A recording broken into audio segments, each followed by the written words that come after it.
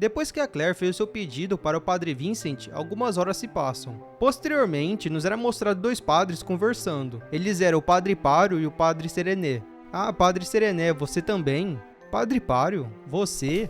Eu fui chamado para o grande salão, mas estamos no meio da noite. Eu também. Os guardas me contaram agora há pouco. Mas por que o grande salão? Exato. É somente uma sala enorme e não usada. Conforme abriram a porta do grande salão, eles viram vários soldados nesse local. O que é isso tudo?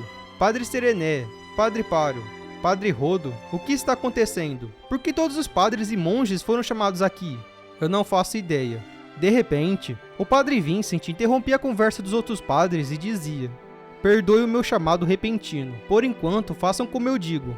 O Padre Rodô perguntava para o Vincent se isso era a ideia dele, e também o mesmo perguntou o que estava acontecendo. Padre Vincent respondeu às perguntas que lhe foram proferidas, dizendo que eles estavam procurando por um yokai. Padre Rodô não gostou do que o Vincent disse, e então ele falava: yokai?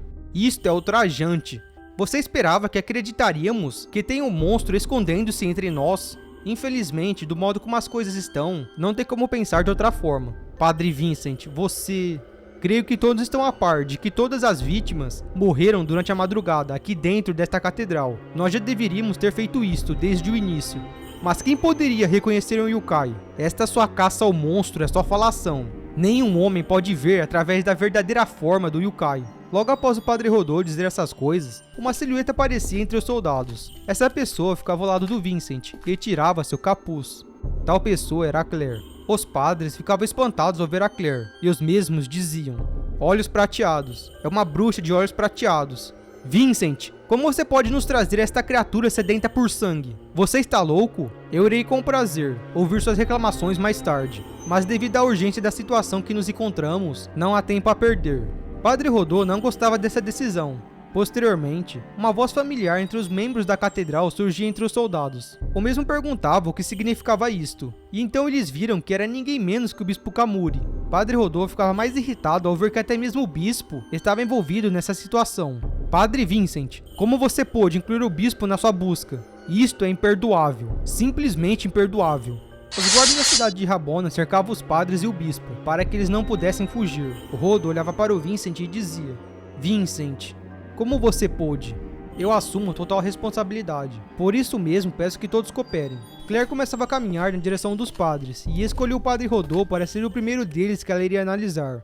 A mesma utilizava o poder dos seus olhos, para ver se ele era um Yoma disfarçado. Contudo, esse padre era um humano comum. Logo em seguida, Claire analisava o Padre Pário. Enquanto a guerreira procurava o Yoma que estava disfarçado, o Padre Vincent ficava perto de uma parede. Parecia que ele estava preocupado com algo. Galk chegava perto dele e perguntava se ele estava bem, e o padre respondia: sim, estou bem, Galk. Não se preocupe. Como está o Hack? Ele está na sala de batismo, no primeiro andar, como requisitado. Ele ficará seguro lá, se as coisas ficarem fora de controle. Você tem sido de grande ajuda. Se os seus soldados não cooperassem, isto não teria sido possível.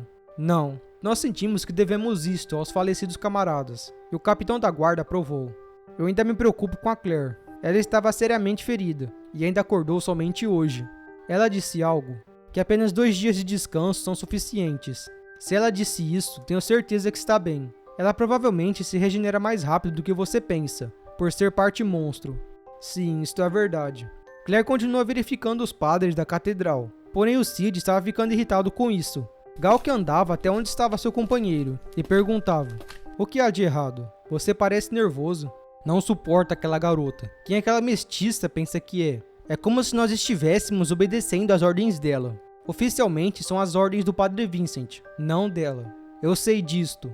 Nós realmente iremos seguir o plano dela? Você se refere a segurar o yokai? E nós usarmos as lanças nós dois juntos? Eu acho que ela está decidida. O jovem e o padre disseram que ela é confiável. Mas veja aqueles ferimentos. Mesmo se achar o monstro, não poderá lutar como antes. É por isso que ela escolheu a segunda forma melhor. Como o garoto disse, ela dará a vida para proteger humanos.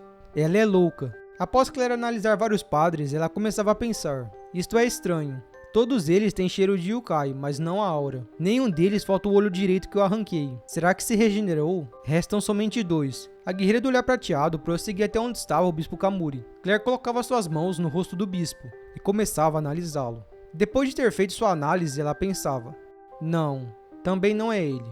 O bispo perguntava se já tinha terminado, e a guerreira dizia que sim. Após Claire analisar o bispo Kamori, existia mais uma pessoa nesta sala que não tinha sido analisada. Tal pessoa era ninguém menos que o Padre Vincent. Os guardas apontavam suas lanças para o padre, e ele ficava sem entender do motivo disto. Então a Claire dizia para o homem de Deus: "Desculpe, Padre Vincent, mas você não é diferente dos outros. Mesmo que tenha sido você quem mandou o pedido para a Assembleia estar aqui, eu o observei de perto várias vezes, mas eu não estava em condições de julgar. Permita-me." Nesse momento, Padre Vincent começava a suar frio. Claire andava na direção dele, colocava suas mãos no rosto desse homem e fazia sua análise. Enquanto a guerreira estava analisando o padre, os soldados ficavam em guarda, esperando pela resposta final da Claire.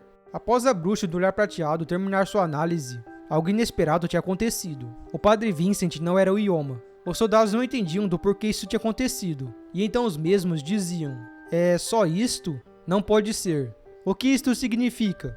"Nós colaboramos, pois ela disse que isto funcionaria." Padre Rodolfo ficou bastante irritado com o desfecho dessas análises. "Padre Vincent, você achou que poderia cometer este ultraje? Trouxe uma bruxa de olhos prateados para este lugar sagrado. É melhor se preparar para enfrentar as consequências." Os guardas continuavam sem entender nada. Porém, Galk explicava a situação para o Cid. "A coisa está ficando feia. Fomos nós que forçaram os sacerdotes a participarem da caçada ao monstro. Nós também seremos culpados."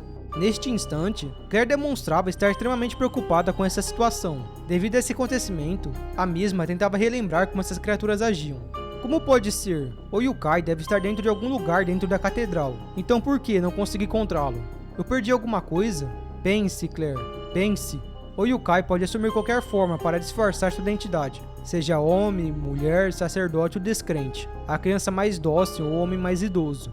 Claire regalava os olhos e concluía: "Até mesmo um cadáver." Depois que a Claire concluiu no que o Ioma poderia ter se disfarçado, nos era mostrado o garoto Hack na sala de batismo. O garoto até então estava sentado em um dos túmulos da igreja e começava a falar consigo mesmo: "Droga, como eu sou tão sortudo, para ficar sozinho esperando num lugar como este. Esta sala de batismo me dá arrepios desde que entrei aqui. Além disso, o que isto está fazendo aqui?" Hack nesse momento ele perdeu o equilíbrio e acabou caindo dentro do túmulo. E o mesmo levantou-se rapidamente assustado, porém logo depois ele se acalmava. "Acho que é por isso que eu não gosto nada deste lugar. Eca, por que isso está em uma catedral? A múmia de uma pessoa importante não deixa de ser assustadora. Que nojento. Por que eles estão demorando tanto? Eles ainda não terminaram. Eu espero que a Claire esteja bem." Quando o Hack virou de costa para o túmulo, o cadáver se levantava. Em poucos instantes, o corpo da múmia começava a se regenerar. As mãos, que mal possuía pele, começavam a ter em abundância. A cabeça, que até então não possuía olhos, surgira um no lado esquerdo. Por fim, em alguns instantes, sua real forma estava completa.